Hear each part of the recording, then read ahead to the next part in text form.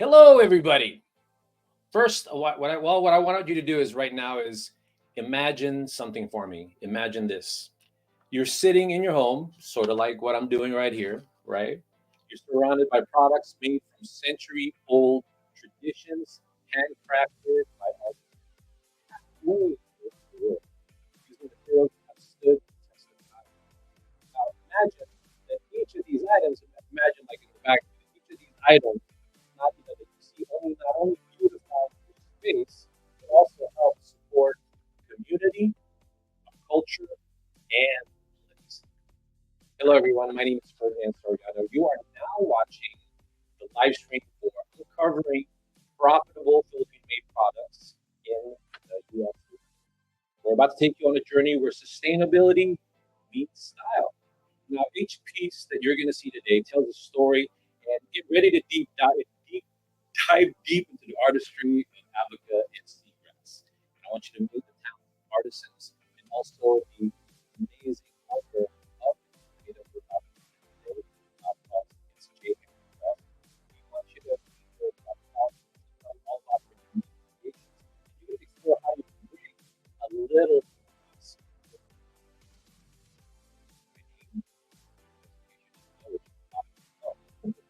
My name is Ferdinand Soriano, and I am the co-founder of the Philippine and also the co-host of today's episode of Uncovering Profitable Philippine Products for the U.S. market.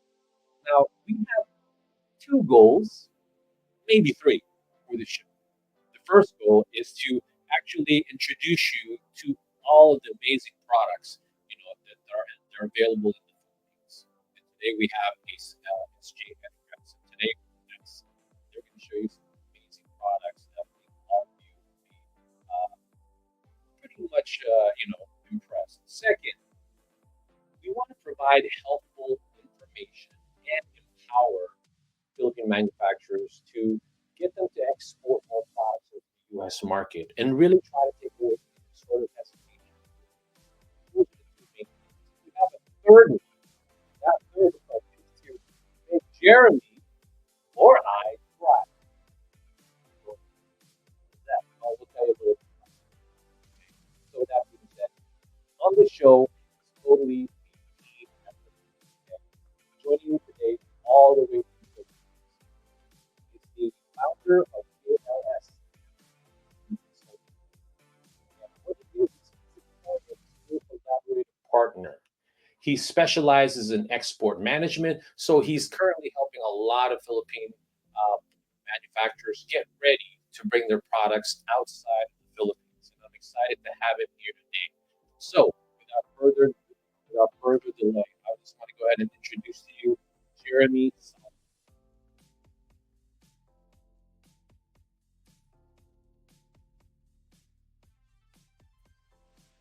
Hello, Jeremy. hello. You like that? You like the me standing up now instead of me sitting? Yeah. Thank you, Ferdinand. Okay, so I'm gonna let them. So I'm gonna do is I'm gonna let them, get to know you a little bit and go ahead and introduce yourself and tell them a little bit about the show. Okay, what we're trying to achieve. Okay, yeah, sure. Okay, I'm excited to reinforce the partnership between JLS MEBC, Export Business Consulting, and Emporium as their export management specialist collaborator. Our collaboration is driven by a mission to elevate, to support Filipino products by connecting them to the international markets like the US while empowering local entrepreneurs. Our mission at JLS MEBC aligns with Emporium's goal to helping Filipino-made product thrive in international markets, especially in the US.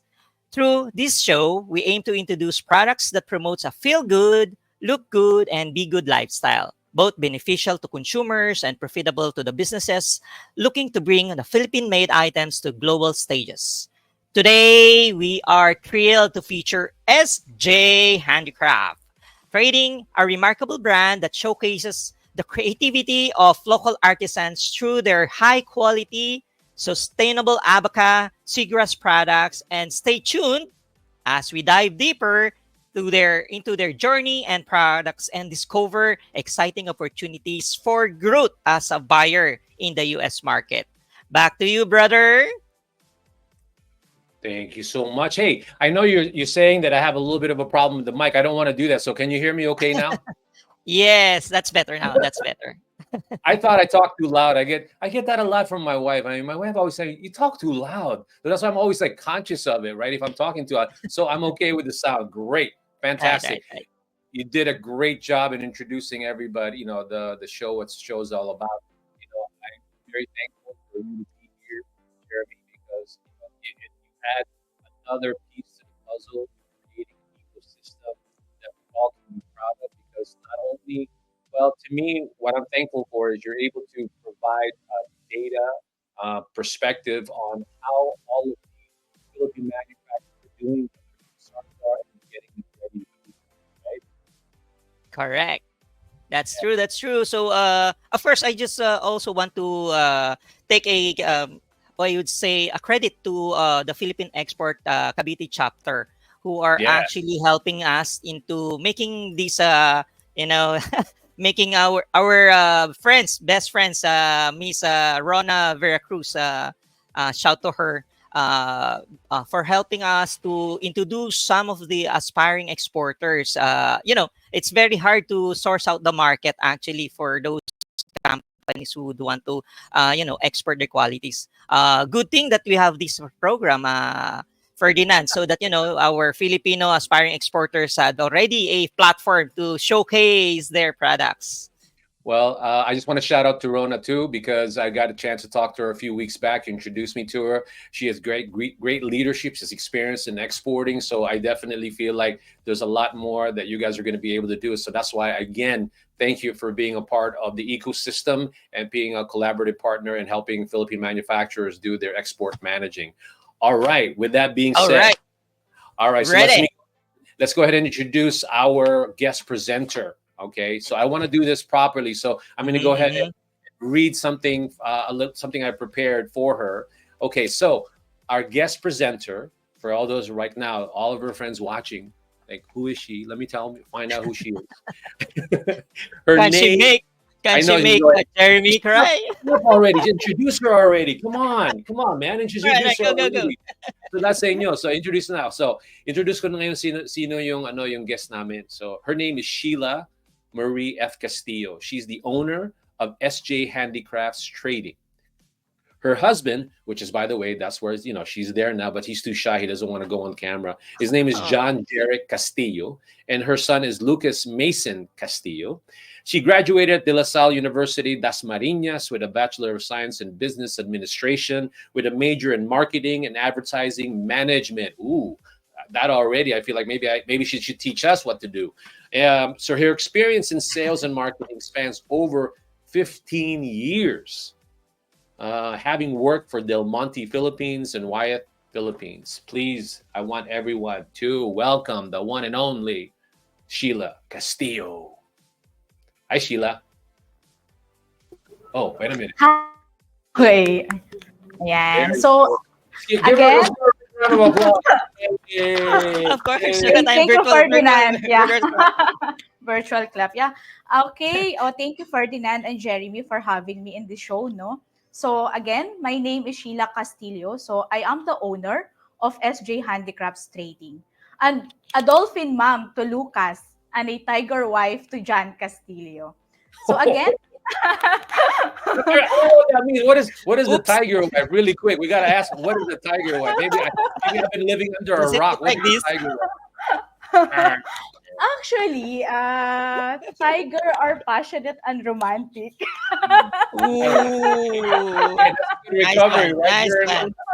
Yeah, nice, Passionate and nice covering. Yeah. romantic. Yeah. Okay. Again, So, so yeah. Are you ready to go ahead and talk about your? Are you ready to go ahead and talk about your products? Yeah. I am ready and I am excited, no? This is because I know this is our venue to promote our product. So again, Yes.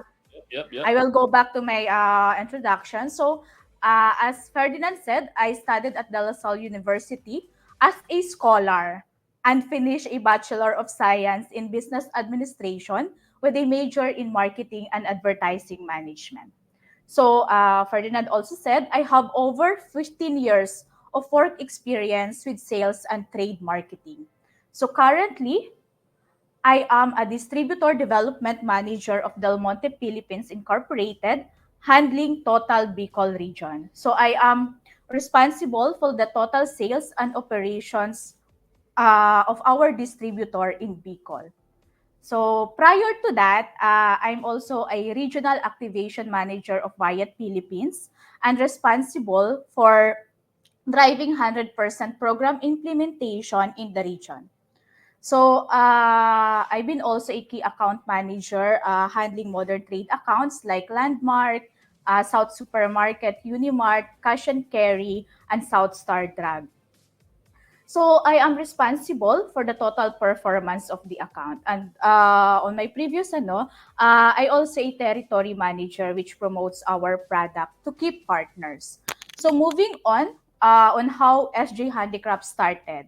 So last 2019, so I've already told Jeremy and Ferdinand that taga Cavite kami, but we decided to settle in the hometown of my husband, which is in Ligao City, Albay. Of course, to have fresh air and a slow-paced environment.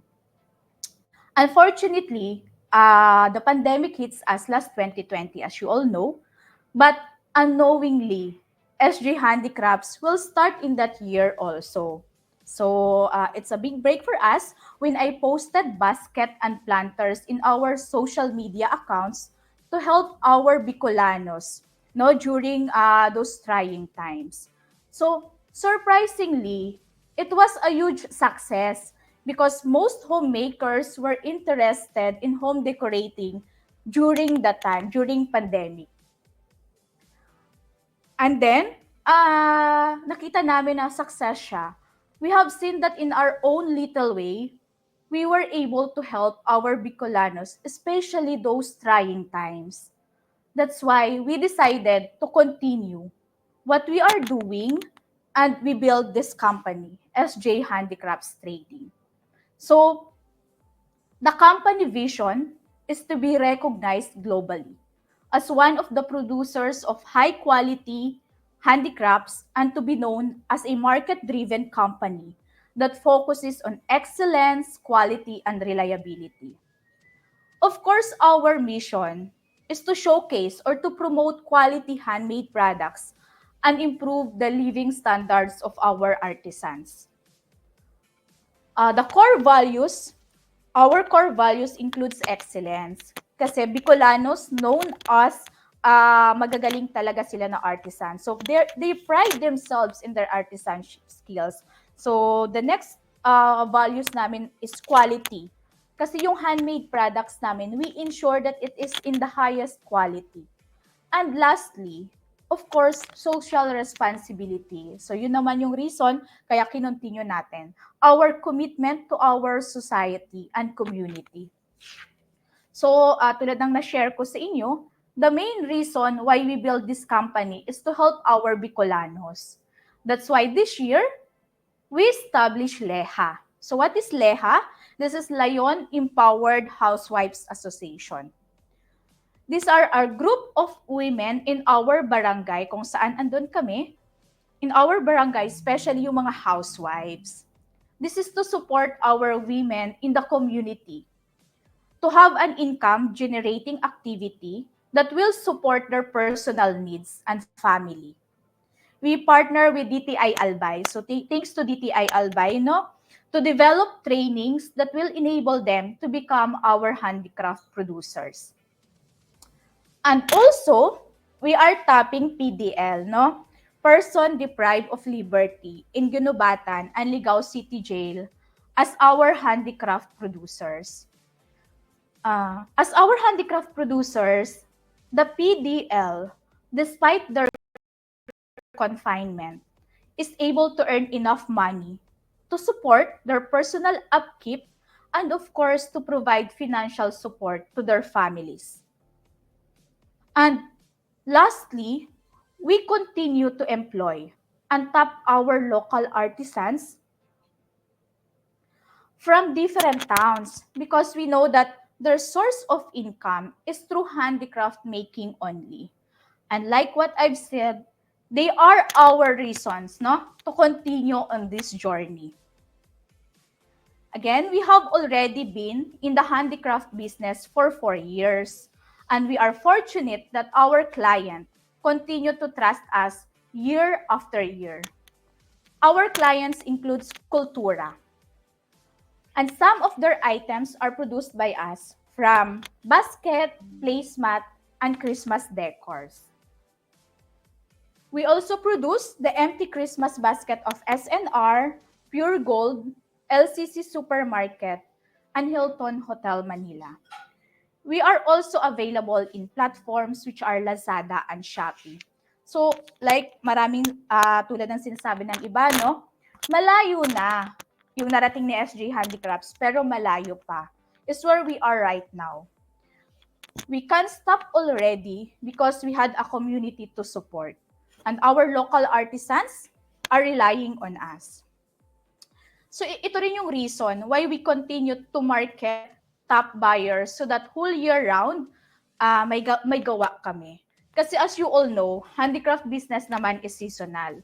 So we need to tap more buyers and customers in order for us, for our partner community, to have an income whole year round, no? So, as an owner of SJ Handicrafts, my role is to market our products. And we are fortunate that the Emporium, thanks Ferdinand and Jeremy, gave us this venue to share our products and company. So, we are hoping, no, to export our products in the future. So, moving on, no, papakita ko yung mga products namin. We produce customized different designs and size of basket made of Abaca and seagrass. So our core products is our storage and organizer and also yung kitchen home decor. But we also produce bags and Christmas decor. So I'm gonna show yung mga bestseller namin, no? So first, I have this Sutton basket. So this one is the Sutton basket, no? This is a set of 4 utility storage basket that is made of seagrass. The weaving techniques that we use for this basket is braided technique. A braided seagrass for rope is formed by braiding, ito po siya, braiding multiple seagrass strands embracing, pag na-finish talaga siya, parang rustic touch siya, no? The size of the basket is from extra large, which has a diameter of 15 inches, and then the up to small size, which is this one. So it has a 10 inches diameter, and the height is from 12 to 8 inches. So this Sutton basket can be storage, planters, laundry basket, and can be a home decor. The next one is the Samaya basket, no? So this one is the Samaya basket. This is set of 3 bangkwan baskets. So set of 3 din siya. This is also made of seagrass. So the weaving technique for this basket is split seagrass. So the seagrass plant is split into long thin strands. Then these strands are woven directly into product. So wala na siyang no need for twisting, braiding, and wrapping process. This is the most traditional weaving style. The look of our samaya basket is very simple. But when you add this to any room, your house, to any room in your house, it will add style. So this one, Samaya. And the next one, our best seller is Safa, no? This is also comes in set of three. This is made of seagrass and abaca. Combination po siya ng seagrass and abaca. So, ito pong samaya na to can be used as planters, catchers, or just a home decor.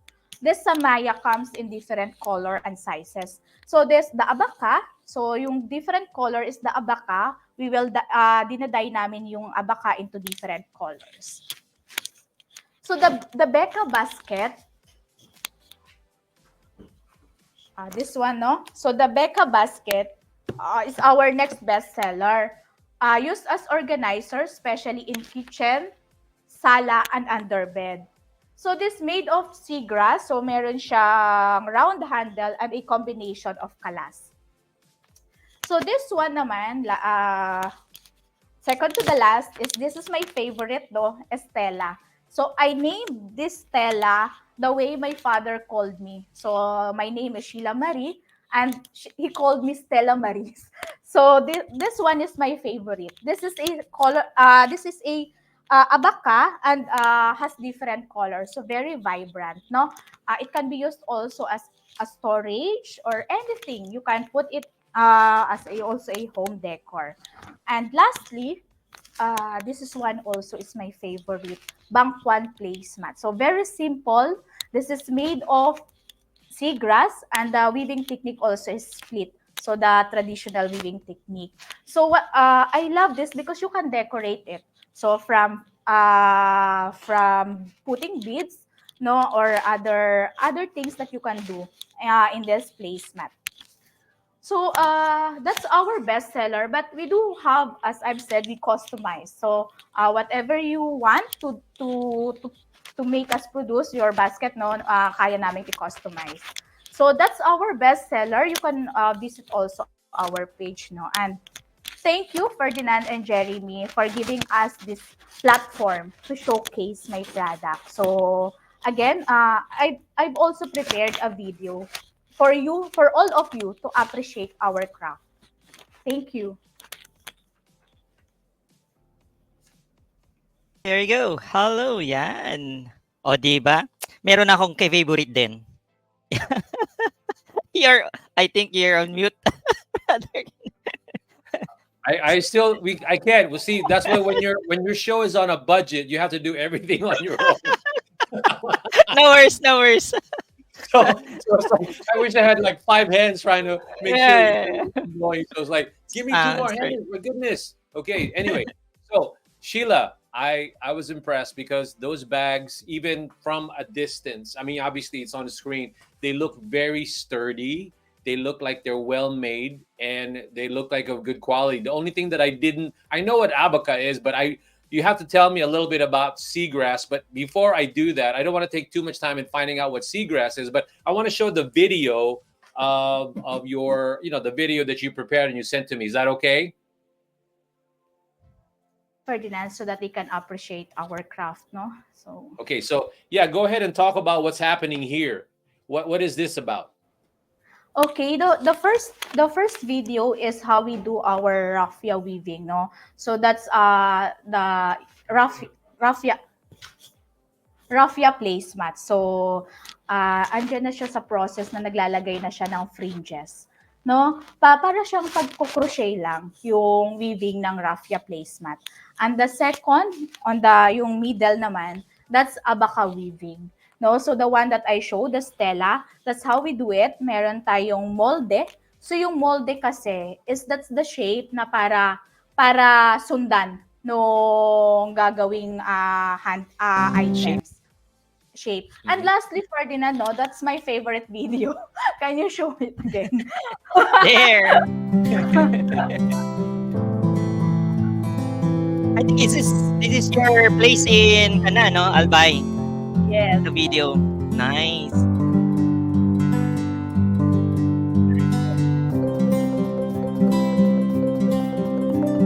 There you go. Ito, usong-uso ngayon 'to sa Christmas giveaways.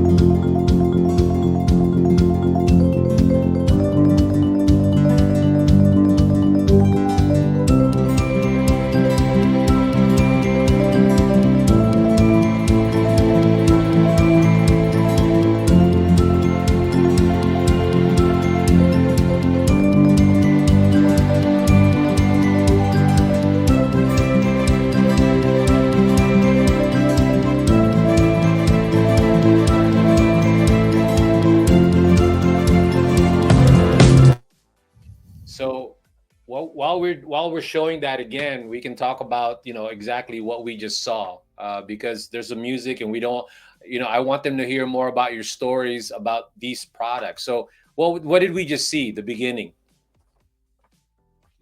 Okay, so the beginning of the videos, no, let's talk about kung saan galing yung SJ Handicrafts. No? So definitely, SJ is from Sheila and Jan. And as I've said, no, we we we continue this business for our artisans. That's why it is creativity crafted by the community. So again, meron tayong Leha, the PDL, and of course, the local artisans in different towns of Albay. So that's the first story of our video. And then, of course, yung last, no, yung nakita nyo yung kung paano yung passion ng ating artisans to do our product. So all of our handicraft items is made of love. Now, kasi the effort that you put into the product on how you make it, it's more on love, passion, and the heart with emotions, no? If you will play yung my video, Ferdinand, on the third video, that's me, no? That's me doing knitted Abaca basket. So I myself know how to weave this kind of products because I want to understand our artisans and of course how I can able to showcase it if I don't know how to weave, no? So that's why talaga that's mine, knitted Abaca basket weaving. That's my hand, no? So talagang andun ako in every process, no, ng binibenta na ay what we are producing. So it's this business is very close to my heart, no? As you all know, I'm currently working and I'm juggling this one because I love it. I love this business and I want to continue and to help our Bicolanos. All right, let's go ahead and so now this is the part that I wanted to go ahead and reintroduce my dear friend there in the Philippines because every product that we so far have featured on our show, it always has a great story. And I think it needs to get out of the Philippines to be completely or fully appreciated. Not to say that the Philippines is not appreciating it, but I feel like there are certain products like yours who is dying to be brought out of the country to even be more appreciated by more people, right? So when we do that, that's why we have someone in the Philippines right now who will give you a perspective globally.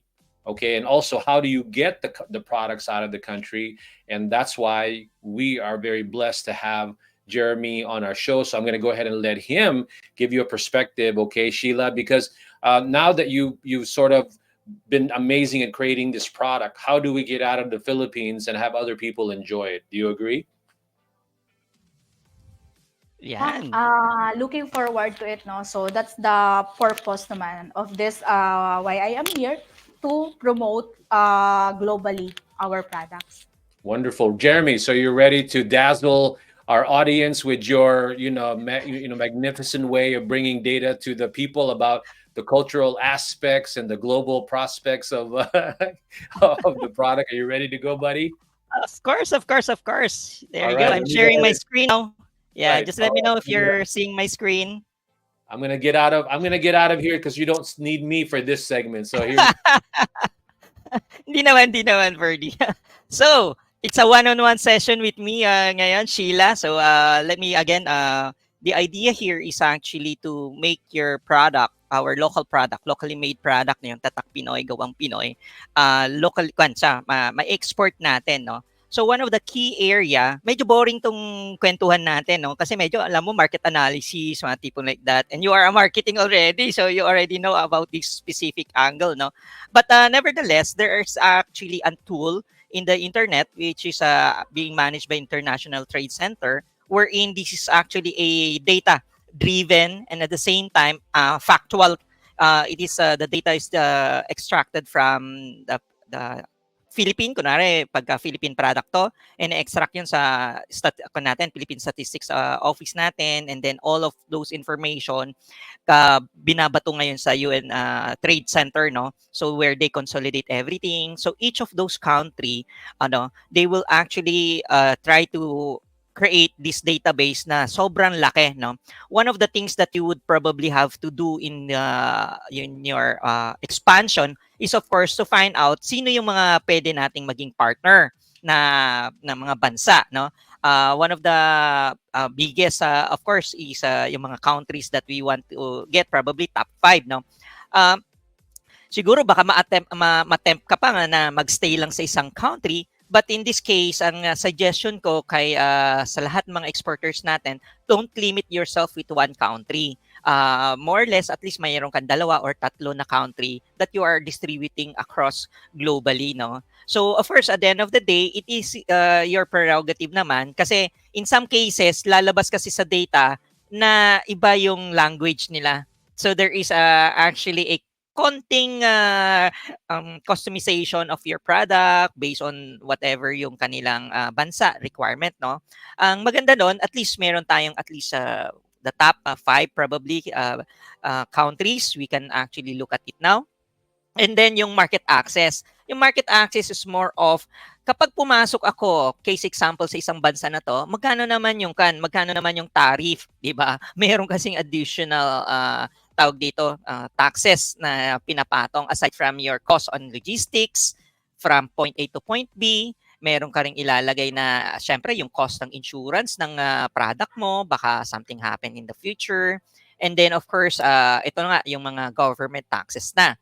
And in case lang na meron kang middleman in terms of the finance, meaning yung payment terms niyo, normally there is also a bank transaction fee. So these are the 4 critical additional costs. So hindi ibig sabihin na paano yan tataas na yung market price ko pala. The answer there is yes.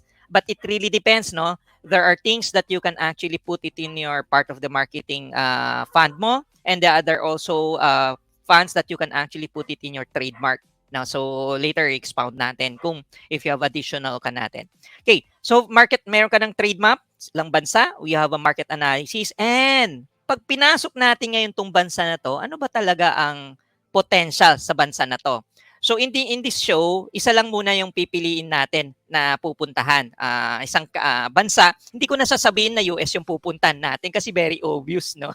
Pero kailangan natin malaman kung sino pa yung other countries that can actually add to additional revenue stream aside from the US, no? So si brother, like I said, brother Ferdinand is very open-armed doon sa gagawin natin dito. Okay, so let me move on, no?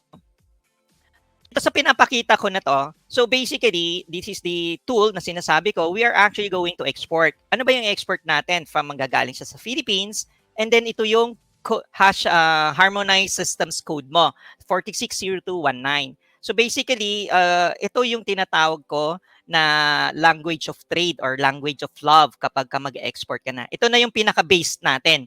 So how do you find love? Yeah, ito na yon, no? So how do you love me? Is it platonic? Yeah, yung tipong ganun. Ito yon.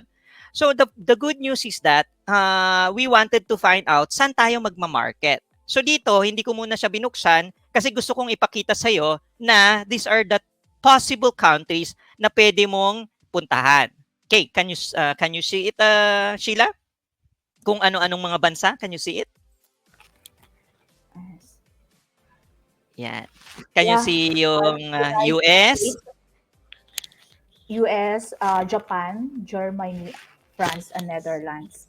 Oh, wow, di ba? So mapapansin mo ngayon, well, tama yung natin, tama yung market natin. We have US as a primary target, pero may kapitbahay pala tayo. Nangangailangan din ng produkto mo, di ba? And in fact, Germany, France, and Netherlands are also co-equally requiring your product. OMG.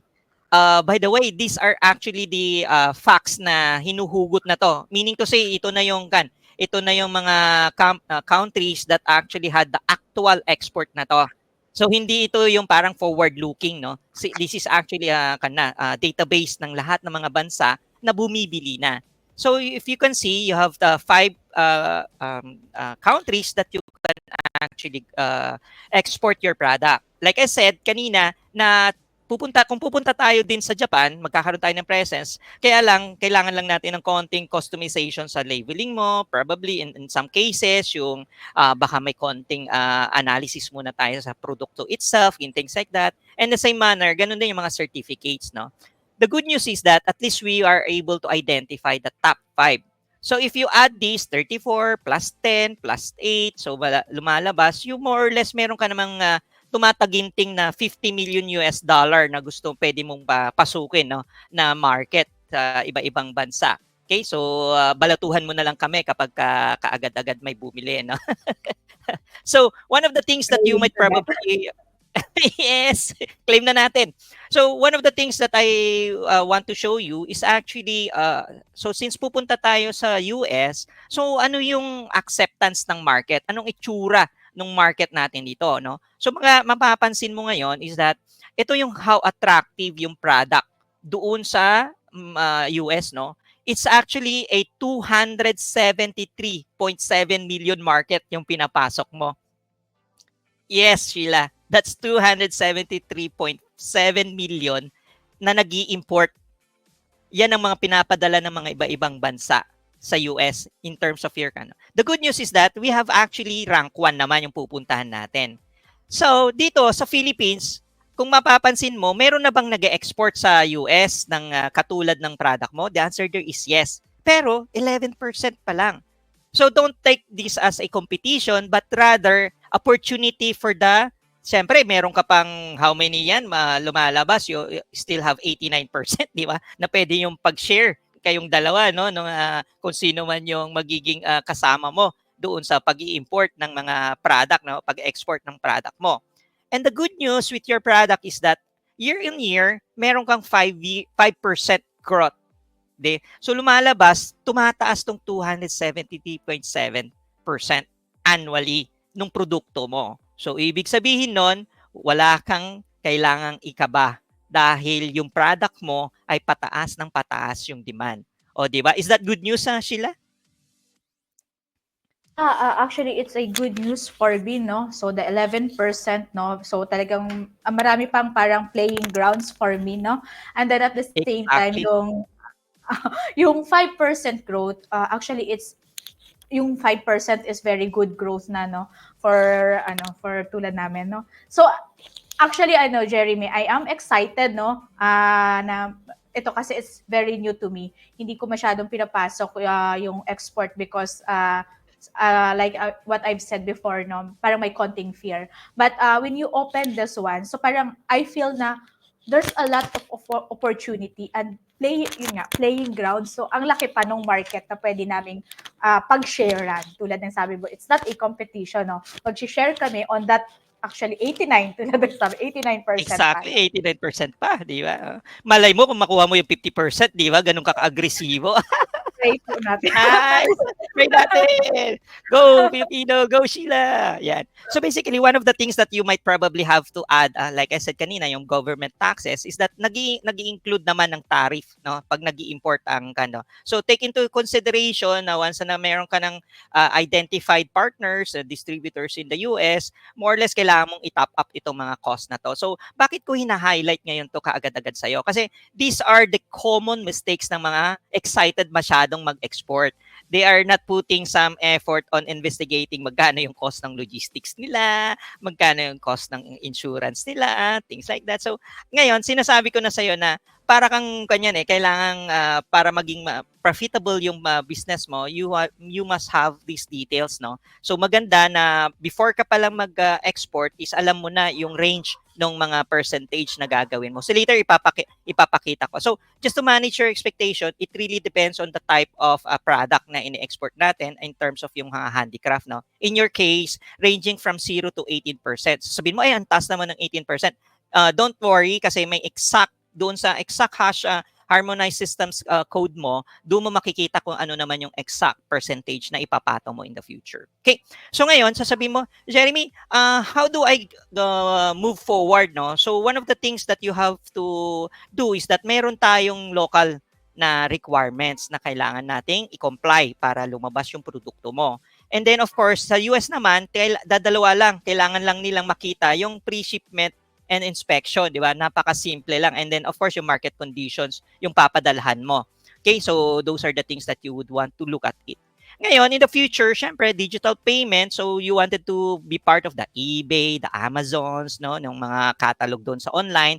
Ang maganda doon is that you can actually have at least yung mga tao sa US have a 92% awareness na on using digital payment. So, in short, hindi ka na makakabahan na mabayaran ka ba o hindi, things like that.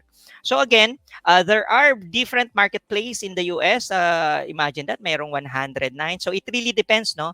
There are 32 online payment gateways na pwede mong ma-tap in the future just in case that you would want to, of course, enable your digital transformation. Ngayon, one of the things that you really want to focus on kapag mag-international market ka is this one, the digital side, no? Digital, prepare mo dapat yung mga digital assets mo, of course, yung e-commerce mo if you have, and then of course, yung website mo. Kailangan din natin yon. The good news is that once you are in that area, we can actually identify different business partners pa aside from Emporium. May mga different sabi na nating business partners na in some cases that would actually collaborate with your sustainability development goal, things like that. So, hindi ka mawawala in a sense na if you have this information, kasi minsan, these are your guide lang naman diba? So, of course, Ferdinand of Emporium will definitely give you the access to the market, no? Given the right data na binigay mo and then assistance dun sa mga kanyang identified networks of retailers and distributors, yun maganda yon, no? So those are the things that you would want to consider paglabas mo ng bansa. So let me cut it muna here.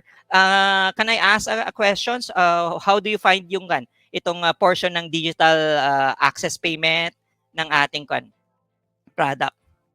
Sheila. Actually, the digital access payment, no? So parang this is a good to know that 92% are already in digital payment. So parang tama ka, there's no fear na hindi ka mabayaran and the transaction will go smoothly kasi kaya mo na agad ma-check, no, kung may payment or kung pumasok na ba.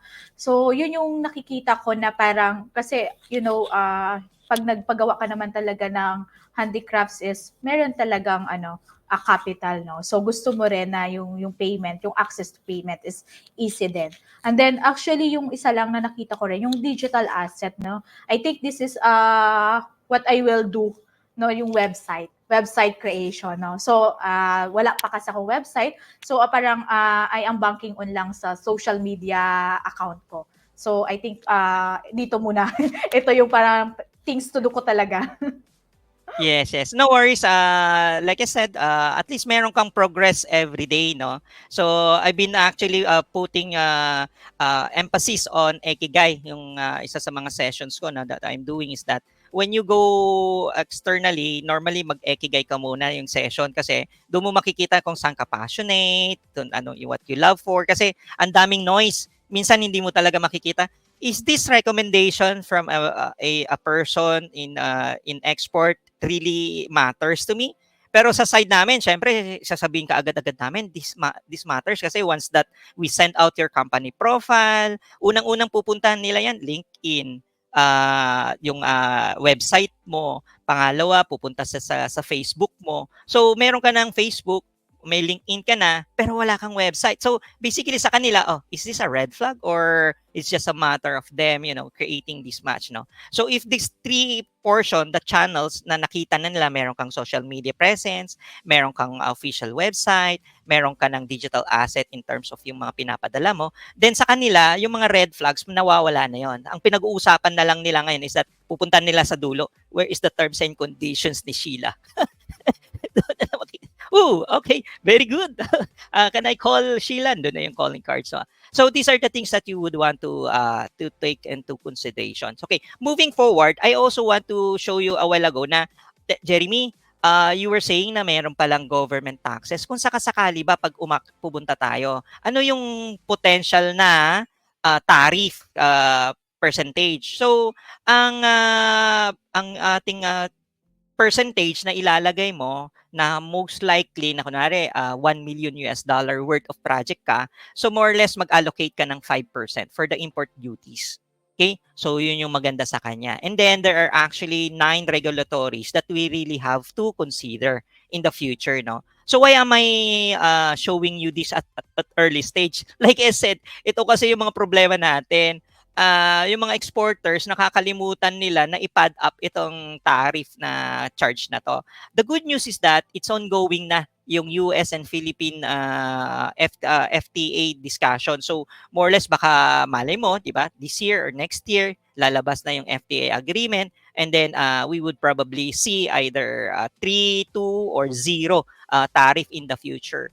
But for now, when we are searching your specific harmonized systems code, lumalabas na meron siya. Okay, so are you confident naman na kaya pa kapag ka nagkumuha ng 5% siguro, si government?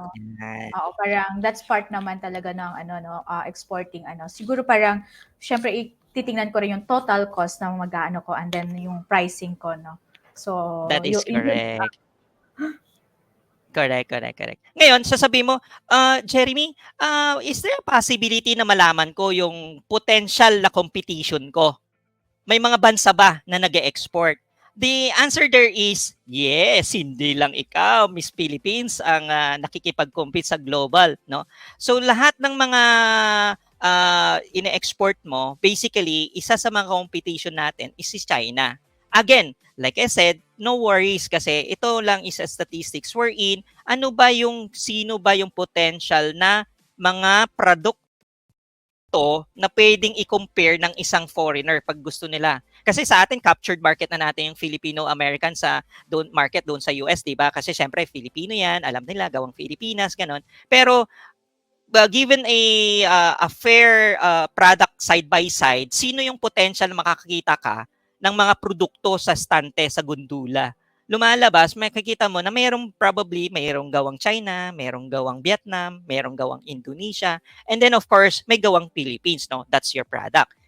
So this is it, no? This is a chance for you to actually show kung bakit mas maganda yung ginagawa ng Philippines, di ba? And you were saying na you are actually doing this tong mga handicraft mo may with a touch of love na kagad-agad. Alam mo, sabi ko, madali kasi akong paiyakin ni Brother Ferdinand So pag nakita ko lang yung tatlo na ginagawa ng mga ng ating aspiring exporters that they are passionate with their product, they have a high quality engagement sa kanilang produkto, talagang they innovate, and then the third one is they show it back, no, give it back to the community. Nako, yung tatlong yan, napindot mo na yung crying button ko, Sheila. So again, I kudos to you. I really love what you're doing. Yes, to continue this one. So we will make sure na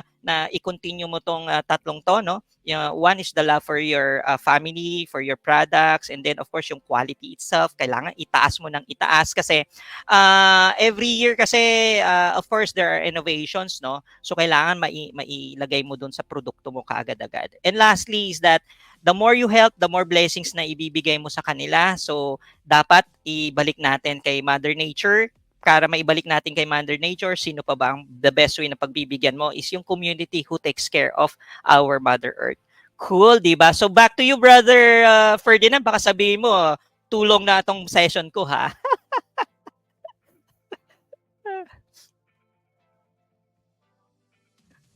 Ah, ayan, ayan, ayan. Sabi ko, Jeremy, hindi. I mean, nabibiro lang ako pag sinabi ko na ako. Pero at the end of the day, yung sinasabi mo, I'm listening to you very carefully. A lot of people who are watching this that are in the Philippines, everything that you gave is very, very critical to how they take the product out of the country. Because sometimes my biggest challenge before I met you and anybody else who understands how to market products, is that at the end of the day they're not ready. A lot of the Philippine manufacturers, they want to come here to the US, but they're not ready to do whatever. I mean, it's almost like you're going to another country, you didn't do your research, you want a job here, but what is your background, who do you know, and all of that. I use that as sort of like a para bang analogy to me when it comes to people who are coming here from other countries and trying to get a job and have a life here. It's the same thing with exporting. You have to know what the market is about. You have to know how to prepare yourself, not only the way you put together your experience, the way you put yourself together. You have to know where to be, how to be, and that's where I think your job is to clarify all of that. And my job, and again, thank you for handing it to me now, because at the Yeah. end of the Actually, day, sorry, Ferdinand. Yung cultural significance niya, one of the things that I would probably add, no, maliban dun sa community na ginagawa niya, is yung promotion ng local artisan. So, importante yun. That's a key area. How do you extract creativity and uniqueness ng isang tao, ng isang individual?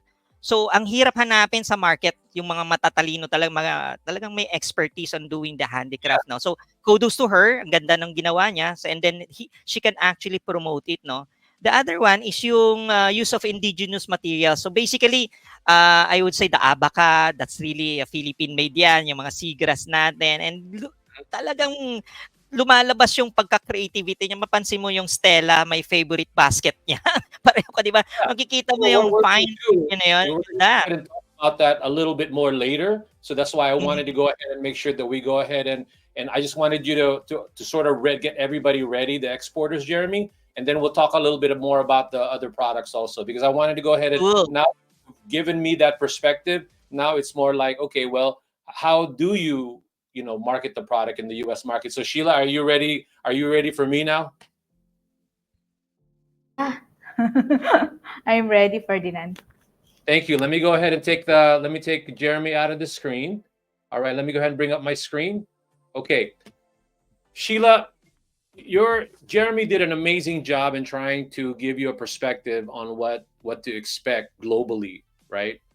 So everything that he mentioned, it makes my job easier. So when a Philippine manufacturer talks to Jeremy, I love it because my job, it's easier. Wala nang problema. They just have to get the product here. But what I want the Philippine manufacturers to know is that once you're in the US, you have to sort of understand also what is going on in the US. What are your potential challenges? What are your economic situations happening in the US, especially now? So, what I'm going to do is I'm going to go to each slide, give me your perspective of what I'm saying to you. You may or may not agree, okay? So, I'm going to go through each one and talk a little bit about what I think what your product is all about and how we're going to see how we can slowly bring your products into the market. Okay, Sheila? All right. So the first one is Yes, the Ferdinand. objective is to enter the US market, just like what I'm showing on the screen, while addressing challenges in economic conditions and what do the US consumers, how are they going to accept Philippine made products? So a lot of these things apply to the people that are watching now. So if you're watching right now and you're curious about all the acceptance, please stand by, because I'm going to go ahead and tell you exactly how Philippine products are probably, how are they received here. So with that being said, let me go ahead and go to the next slide. Now, in this slide, it's very small because there's a lot of information that I wanted to put down, especially when it says current economic condition.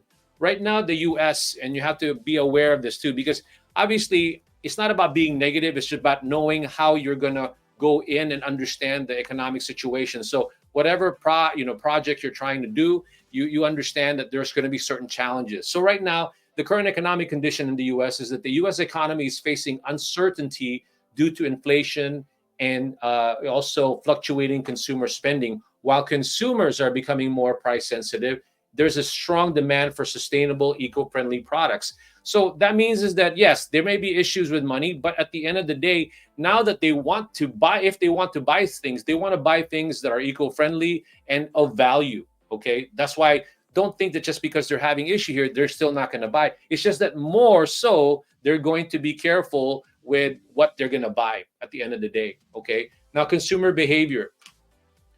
What the American people or the U.S. Market wants are products that are local and ethically consumption, right? They want in a consumer downturn, economic downturn, they want to really focus in on products that are going to give them value.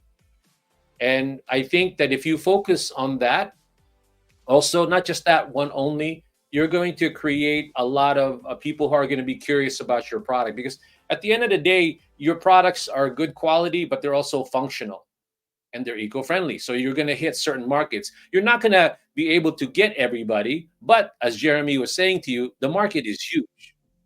Right now, I want to go ahead and, what do you think of what I just said to you? Actually, Ferdinand, the consumer behavior trends, I want to focus yung offer long-term value, no? So because our handmade products is made of abaca and seagrass. Actually, abaca is the strongest fiber. So it can be used long-term. And then at the same time, it is durable, no? And then yung sustainable. So it is made of abaca and seagrass. So I think that's will I hit if I will go to US market, no?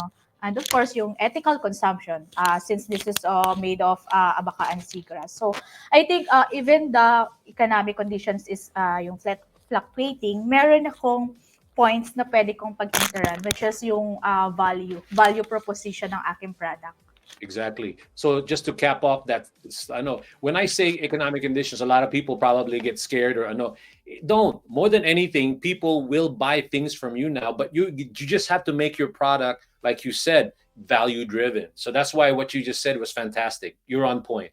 Next one, market research, competition analysis.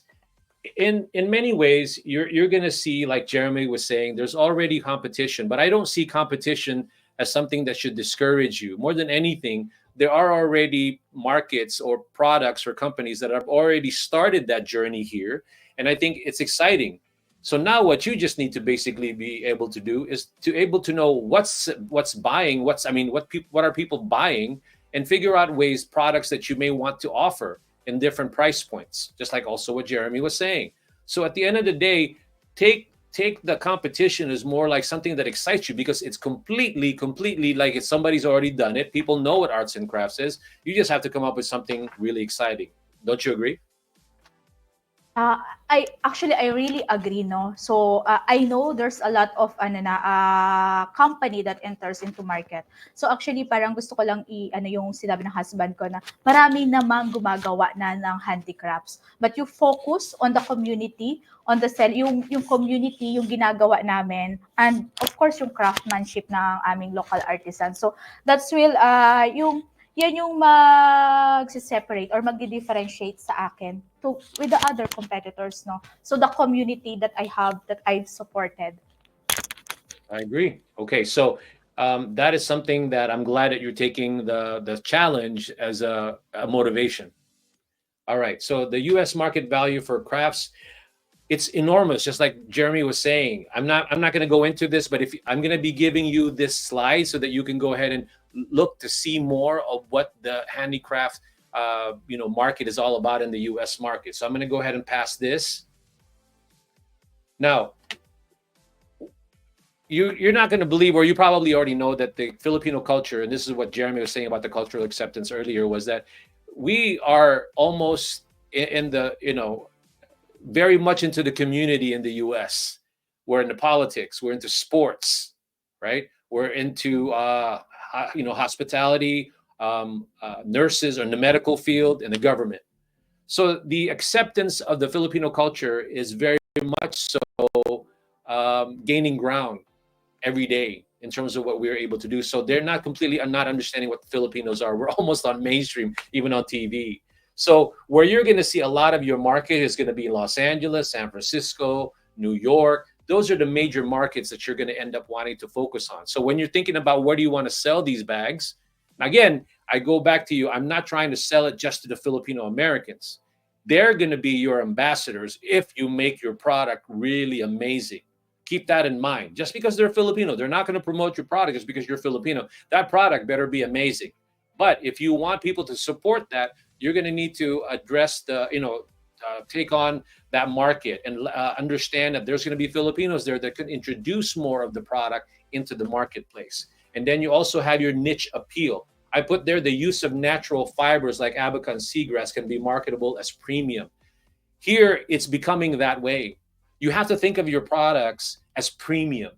I know it's hard because you probably see Abaca and seagrass all the time. It's not a big deal. But here in the US, they don't see a lot of that. So you have to see it as that, especially in the Southern California area where they value a lot of eco-friendly products. They're probably the ones that are open to it, and then it spreads across the United States in terms of knowing how, being able to understand that. So to me, lean on that. Lean on that. Okay, Sheila, what do you think about that slide? Okay, actually, Ferdinand, the cultural appeal. Actually, Emporium, no, I am sobrang thankful, no? Itong Emporium kasi is ginawa nyo para at least ma-advocate ko rin or ma-share yung products namin.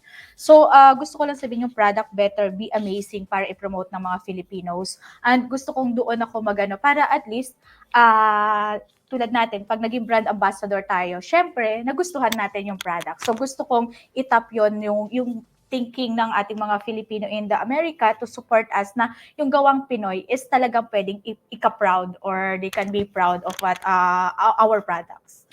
Well, the way I want to, my vision for the Philippines is that we want to be a country where we make amazing products that help you make you feel good, look good, and be good. Just because it's Philippines. I think the country has that ability to be able to brand themselves as such, because those three things to me are universal. Who doesn't want to feel good, look good, and be good, right? Let's be honest. The moment you say that to someone, you want to feel good, look good, or be good, of course you're going to say yes. And I want the Philippines to be the country that can answer all of those, and I think it can because of what it can potentially produce. All right, so let's go to the next slide. Now, addressing challenges, strategic solutions. To me, what I said that there is that the challenges, or rather something good, is that the authenticity and the artisanship, and then unique materials and ethical and sustainable practices. Those three things are what a lot of people are looking for now. They're looking for something unique. Okay, there's something looking for, almost like I saw the way you were making the products, and I know that, to me, even a little mistake makes that interesting. Even, I mean, I don't want to call it a mistake, but something, like maybe something else, because that's what makes it unique. It's actually true. You know what I mean? Ferdinand. Right? So it's completely different. So a lot of people will create products that are totally different, and then the sustainability and the way you're selling that ethically, right? So I'm gonna go ahead and go back to you and ask you about that. What do you think about that? Actually, true. Every product has a story, no? So different weavers, different passion, different emotions when they are doing that product. So every product has a story, and that's what make our products, no, lovable. What makes our product different from others is that this is made from the heart, no? So pwedeng same item, same products, but different emotions, different love, different passion yung paggawa ng items, no? So that's Parang yung sabi mo nga, it's not a mistake, no? Minsan pag nagawa mo, ay parang hindi pantay. Because that's the uniqueness. That's the uniqueness, no? Yes. Oo. So, Yeah. that's it. That's the story behind the weaver na gumawa ng product. Yeah, that's almost, I feel like that's their signature. Sometimes they can even make a signature, and that's what makes it unique. You have to lean on that. You have to lean on the material. You have to lean on the culture. You have to lean on the way the artisans are interpreting what they see for this product, and that's what makes it unique. So thank you for that. I appreciate that. So next one is navigating U.S. economic conditions in light of current economic challenges. So again, you have to always talk about value of your product, the functionality of it, the cultural aspect of it, right? And what we're doing to helping the environment, where you're creating products that are not going to create more trash and for the environment. You need to lean on that. You need to present the product in such a way that these are limited edition. We're not mass producing this stuff. This is something that was made by hand. It was done well, and the heart and soul of that person who made that is a premium. You're buying something that somebody took out. I'm gonna make Jeremy cry with my explanation here. and, then, and then the other thing is that flexible pricing. During economic times, people, I told you, still want to buy, but you need to consider making products that are in different price ranges. Okay, could be a keychain, something small, a keychain. Okay, like I actually have a show and tell here. I love this guy. Okay, it's an arts and crafts. You may want to make something like this, something as huge as this, or like a capiche, star for the tree. Different things, right? So you have to consider that when you're dealing with certain economic conditions, whether you're in the U.S. or another country. So try to be varied in what you're making, because at the end of the day, we're just trying to get your name out there, regardless of whether you sell something small or something really huge. Okay. All right. So how about that? What do you think about that, Sheila? Actually, as I've said, yung value messaging, no, parang magbabank on ako. And then, yung number two, no, strikes me, no, limited edition collections that will create excitement. So that's why Mhm. parang actually we introduce our brand, which is the Creative Baskets by SJ Handicrafts. So parang the Creative Baskets by SJ Handicrafts, lahat ng we will introduce na items will be designed by our partner designer, no, para at least may anong may parang limited edition lang yung Yeah. mangyayari for the creative basket, no. So maybe that will be our premium brands, but we all know naman na si Bicol talaga yun yung parang source of income, no, yung traditional weaving. Meron pa rin Okay. naman tayo for that one. So I think parang na-excite ako for the number two, no, na limited edition collections for Yeah. my brand na inintroduce ko pa lang sa market.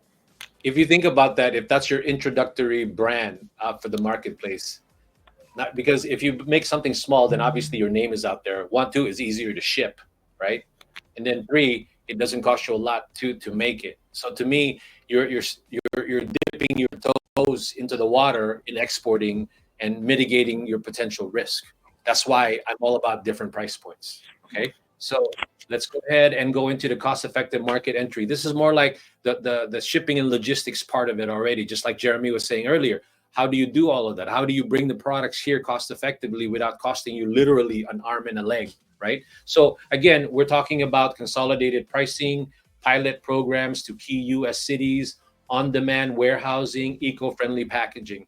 All of that boils down to each of those are components of how to bring a product into the US market. You just have to know how to study each one and figure out how you're going to minimize the cost of that, especially when it comes to shipping. Like, for example, the consolidated shipping.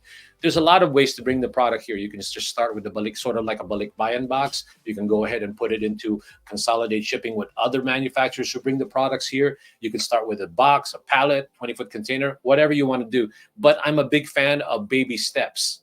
So if you just want to bring your product so that you can have people literally, physically, all of a sudden they're looking at your product. Oh my gosh, SJ Handicrafts is here. They're looking at it. They're looking at it in LA, New York. That's such a great feeling to know that you've done that. That's a big deal already. So you need to focus in on that and look at what I'm saying to you. as far as consolidated pricing, and then also focusing on certain areas. Don't think U.S. right away. I'm even just telling you that maybe focus on Southern California because a lot of your Filipinos are already here. At least over a million. What do you think of that one? Actually, this is yung pang ano no, yung market access map that also presented by Jeremy. So uh, parang feeling ko I need to study more on this one before nga to glow export no, and I think mag-aano pa mag-aas pa rin ako ng help sa inyo ni Jeremy, but parang good to know to, especially for me and for others na gustong pumasok sa US.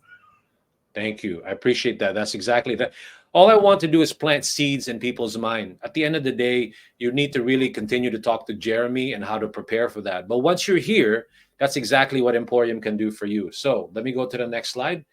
Um, well, anyway, I was talking about logistics where you can put your products in people's homes or in their garage for storage if you really just want to bring over products, which people do. I mean, I gotten people who will say, "Well, I don't want to wear a warehouse." Okay, well, great, then put it in your friend's house. But sometimes people will always go to, well, my friend will sell the product. No, they won't because they have other things to do. So you got to make sure that when you're doing that, you have somebody who will actually present the product in an exciting, in a very professional way. Marketing, budget optimization. I'll probably breeze through this only because Jeremy and you are already in marketing. But basically, what I wanted to just concentrate on this is you already know about social media. You're already doing that. I would love to. I'd like to invite you to consistently put your products or your social media campaign and co-op with us with our social media pages, so we can go ahead and expose your product and go ahead and tag us whatever you want to do with all our Facebook page. I mean our social media pages. Now, the one thing that if you really, really, Sheila, just want to try it, here's my call to action to you and something actionable. With me, I'm a big fan of pop-up events in the Philippines. I think it's just more like trade show. I don't think they call it pop-up events, right? What do they call it? Trade fair actually. Trade fair. So They call yeah. that trade fair. Okay.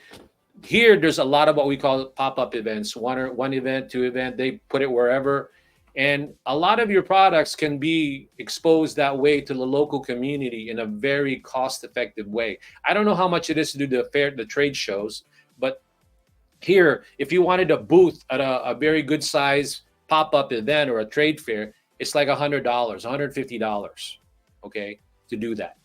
And a lot of people do show up depending on who it is that you want to. That's the minimum I've seen. So if somebody wanted to do that, it's better going to a trade show where you'll pay thousands of dollars just to test out your market. Pop-up events are the best way to test out your market to see if your products will actually be appreciated by the US market, and you don't have to spend out a lot. And then if you see on the slide, I put down Bayanihan Commerce Network Experience. I was talking to you about this earlier. This is one of my pet projects where I'm trying to gather a lot of the Filipino stores in the US and have them be in a network where instead of them working alone, bringing in products, blah, blah, blah, why don't we organize ourselves so that a lot of Philippine manufacturers can literally imagine a product coming from the Philippines, offloading off the pier, and then putting into a warehouse, and then all these products, whether it be a box, a pallet, or 20-foot container, now can be distributed to all these different little stores, and you're not counting on just trying to sell it maybe to a Walmart or a Costco and all those big box office.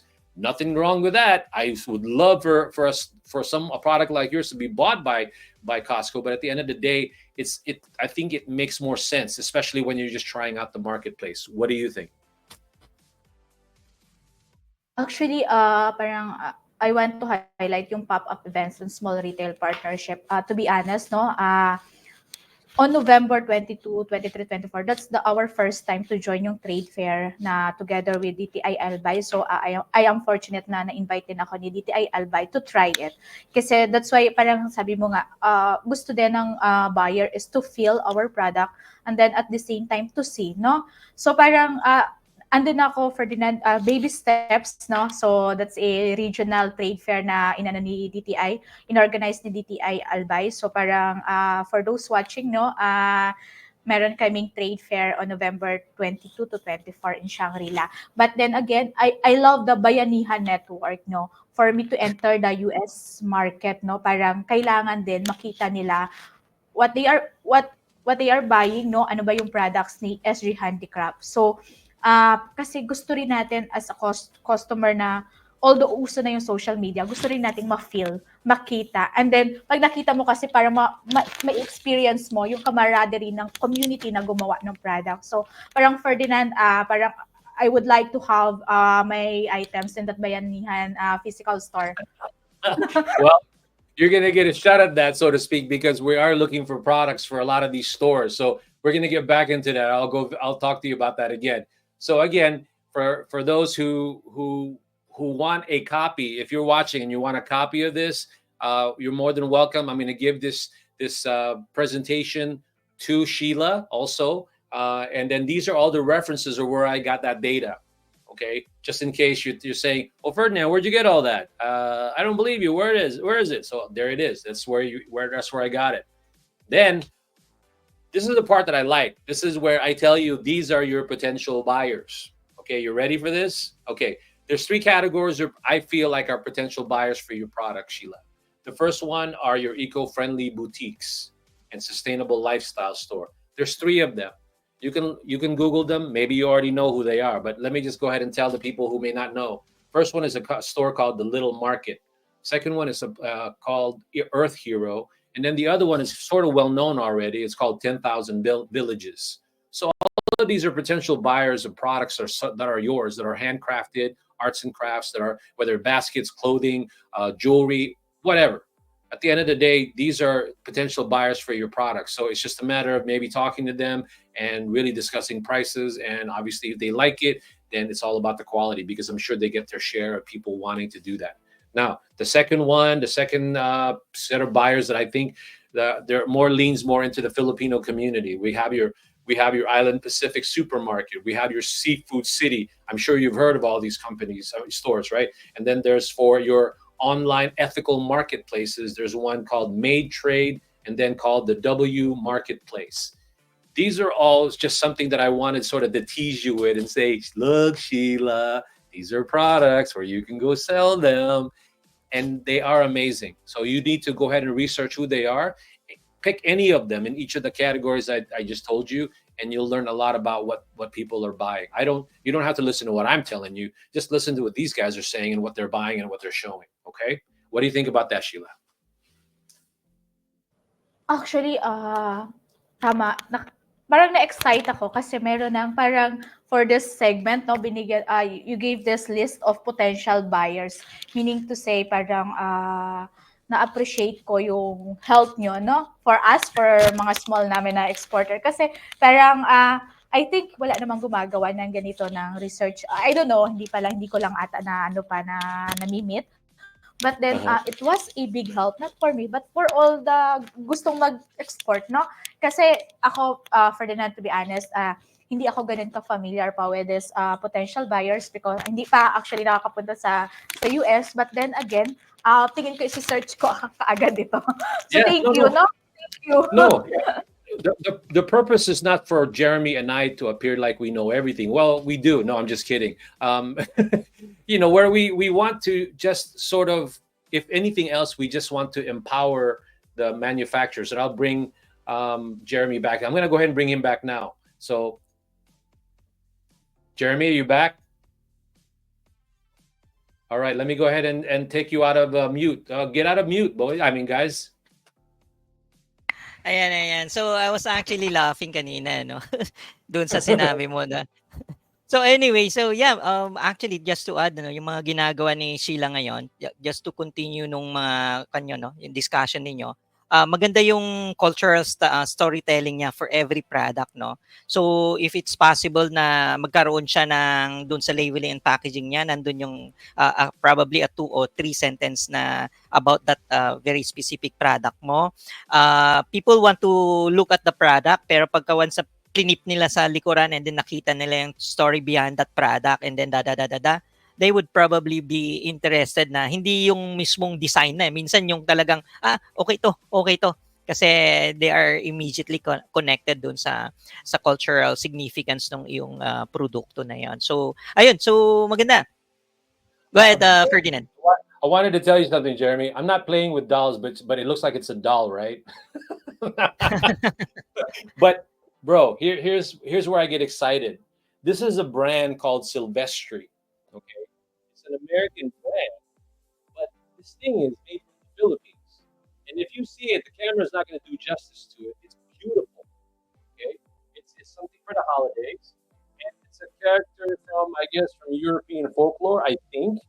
But look at this. These are, I think, coconut choirs, and that's why I'm just saying that yes, even if you tell me that everybody can make the basket, that's why what Jeremy said, she like we can on the story, right? This is why I'm saying to you that making these amazing products, talk about the guy who are the people making it. That's why I love it. I don't know. What do you think?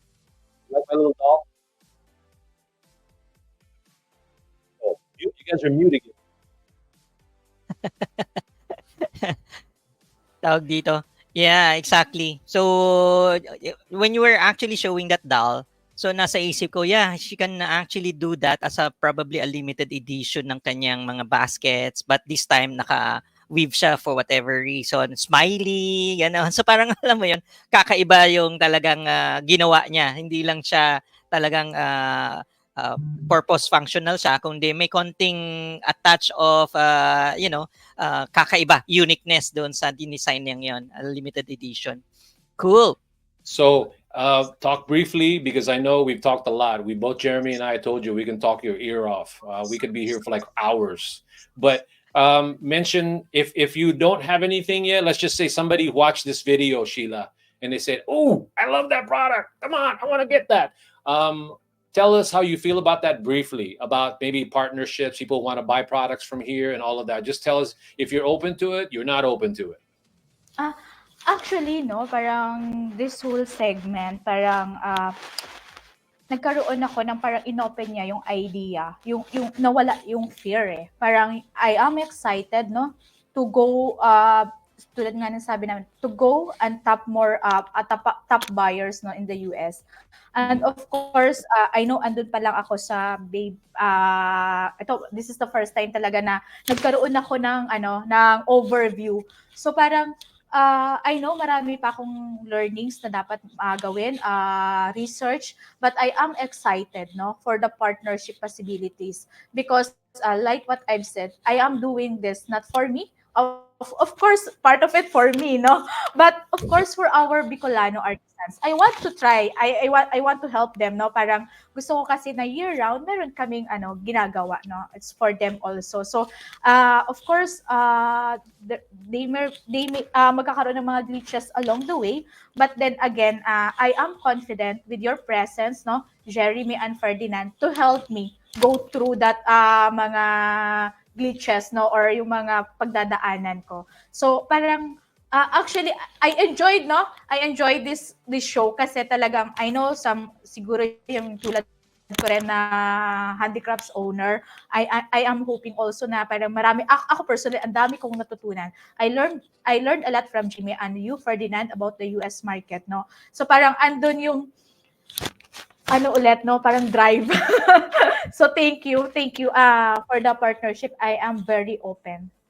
Jeremy, what do you think, bro? Yeah, I think isa sa mga napaka-importanting bagay is that our viewers, our followers, if you have any questions or you want to interact immediately with Miss Sheila, all you have to do is comment on our YouTube or our live stream. Ilagay na ninyo, I am interested.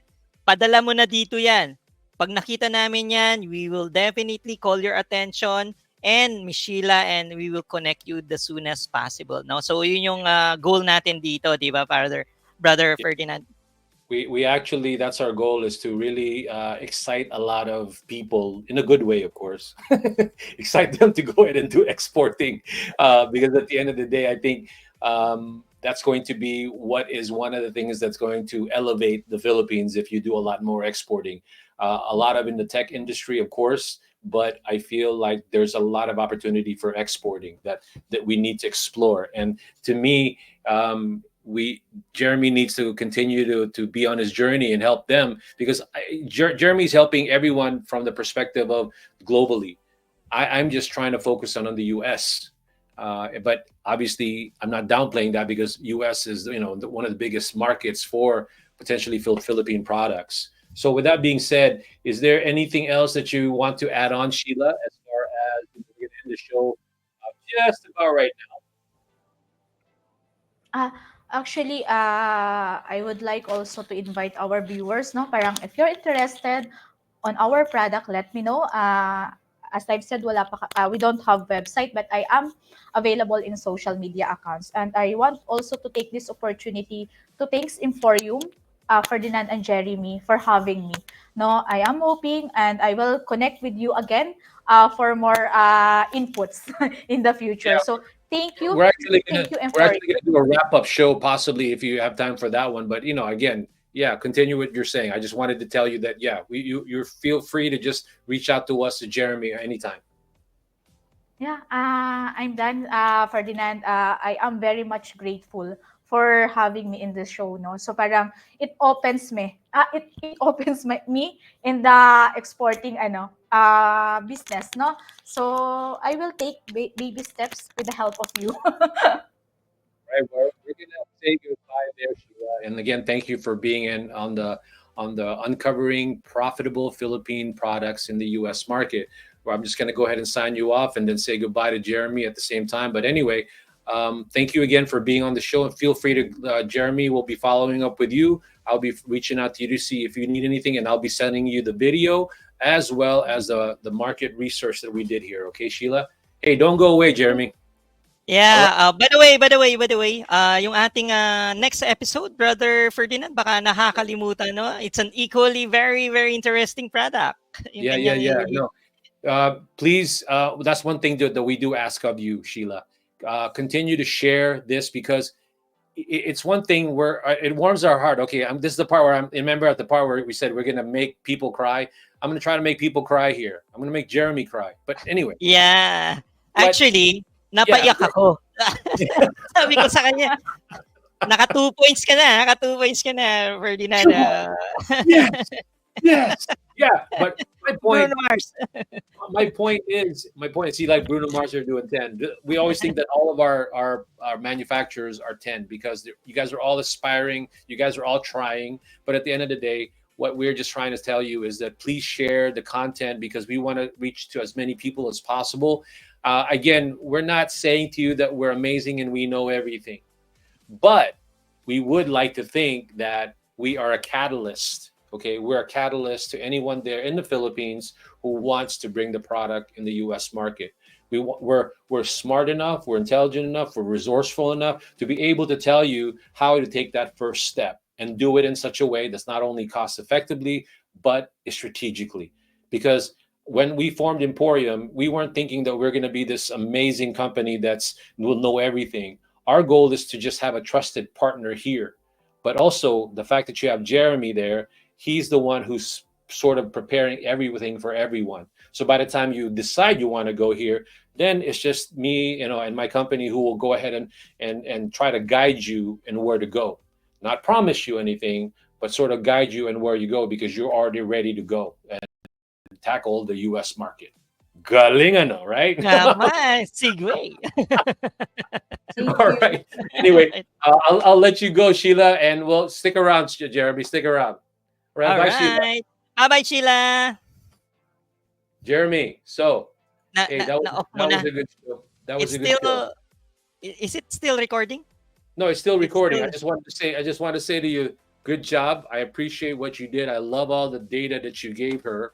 And we have to figure out how to make it shorter for us, because maybe I talk too much or something. Anyway, all right. So I will see you in our wrap up session, maybe next week, depending on how busy you are. You busy guy, you. You want to go ahead and nagsisimula na. yeah. Do you want to end the show with something with wisdom, golden nugget? Yeah. So one of the things that I would probably see is that we need to continue yung sending out yung company profile. Kasi nung Facebook ang nakita ko, mukhang mababaw kapag gano'n eh. Then suddenly you send out the company profile niya. Then sabi ko, okay, ito yung hinahanap ko.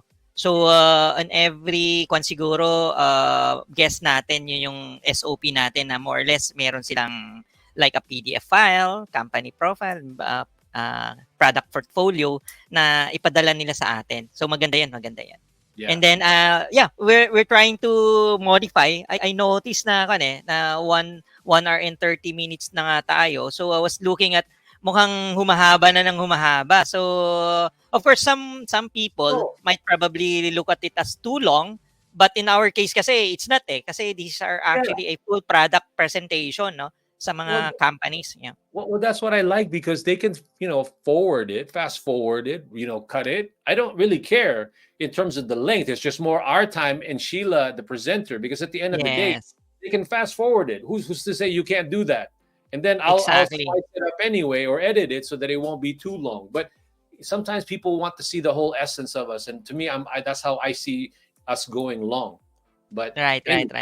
All right. So anyway, so I know you're a busy guy. It's Saturday there. We got to get going. I got to go. So I'm going to play our intro now so we can get the heck out of here. All right. So I hope you have a good rest of the weekend and enjoy yourself. Right. If I can put Bruno Mars on.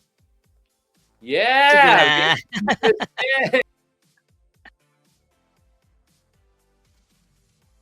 Galing, ano? So we're at 10, bro. We're at 10. All right. So let's go ahead and say put on my introduction, or rather our outro, and we'll call it a day. All right. Cool. Bye, Jeremy. All right. Bye-bye.